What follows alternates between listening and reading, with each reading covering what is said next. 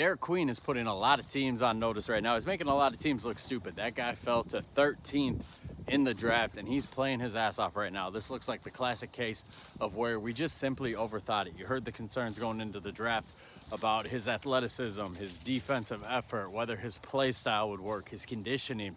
You watched the dude play, and it was very evident, even at Maryland, that when you watched him play, he just had an elite feel for the game. The way he understood the game, the way he processes the game, it's just at an elite level.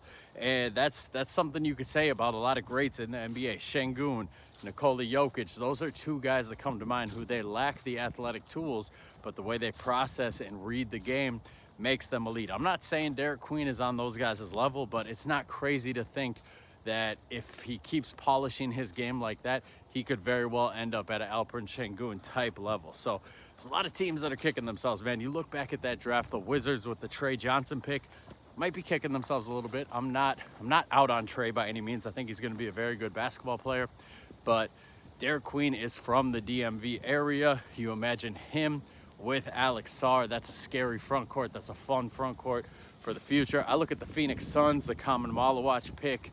He's not playing at all for them this year. He was very raw. I was very low on him going into that draft.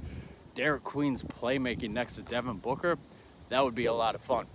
The team that is kicking themselves the most right now, bar none, my Chicago Bulls. The Noah Essengay pick, it looks bad right now, guys. Essengay is the only rookie who has gotten no time, the only lottery pick, I should say, who's gotten absolutely no time. He's done a couple things in the G League, but that's the G League. He has played 0 regular season minutes, and this looks like the classic case of where the Bulls drafted athleticism over the polished product. They took the potential, they took the risk on the potential over what you have in front of you, and they've gotten themselves in trouble with this before. It immediately brings to mind the Tyrese Thomas over LaMarcus Aldridge pick.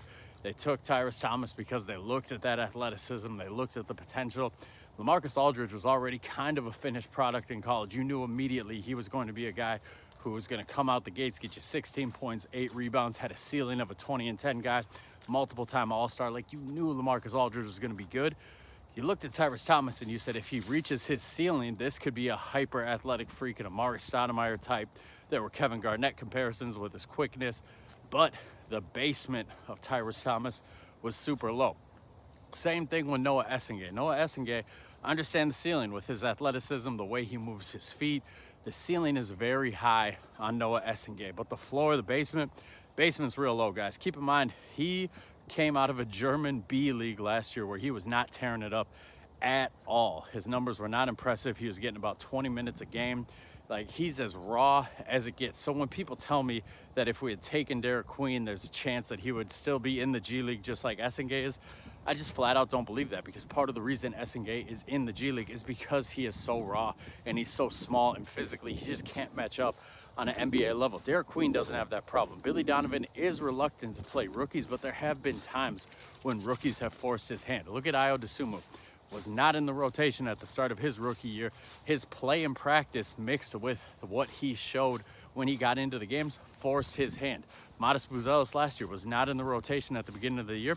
He got to flash a little bit in practice. He got to flash a little bit in the games he did appear in. Forced his hand. By the end of the year, he's a starter. So Derik Queen, I think it would have been a very similar thing. I look at the way he's playing, and I look at Nikola Vucevic, and I'm like, Derik Queen in the Vooch spot would be awesome for this Bulls team. Better playmaking, better defensive effort, better defensive mobility. Queen is not a good defender, but he is an upgrade over Nikola Vucevic. He's not as good of a three-point shooter, but that's going to come in time. So if I was the Chicago Bulls, I'd really be kicking myself right now. And you better hope Noah Essengay turns out to be good, because Derik Queen, he is on the path to being very good, and Noah Essengay still looks like he's 2 years away from being 2 years away.